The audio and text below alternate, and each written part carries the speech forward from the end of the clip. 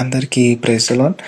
And అందరితో కలిసి దేవునిలో సంతోషంగా గడపడం అనేది నేను ఒకరి ద్వారా నేర్చుకున్నాను. అది యోబు గారిది.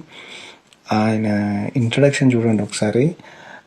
ఊజు దేశమందు యోబు అని ఒక మనుష్యుడు ఉండెను. అతడు యథార్థవంతుడును న్యాయవంతుడున్నాయి, దేవుని యందు భయభక్తులు కలిగి చెడుతనమును విసర్జించినవాడు. అలా ఉన్నాడు కాబట్టి ఆయన ప్రతిదినము వాళ్ళ కుమార్తెలతో కలిసి విందు చేస్తూ అన్నపానం పుచ్చుకొనొచ్చు కలిసి సంతోషంగా వాళ్ళు గడపడం జరుగుతుంది. అంటే లోకానుసారంగా కాకుండా వాళ్ళ ఫ్యామిలీ పరంగా వాళ్ళు అలా ఎంజాయ్ చేస్తూ దేవునికి లోబడి ఉండడం అది చాలా అద్భుతంగా అనిపించింది. అదేవిధంగా వాళ్ళ కుమారుల కోసం కూడా ఆయన పొద్దున్నే అరుణోదయంలో లేచి బలులు అర్పిస్తూ అది ఇంకా చాలా బాగా అనిపించింది.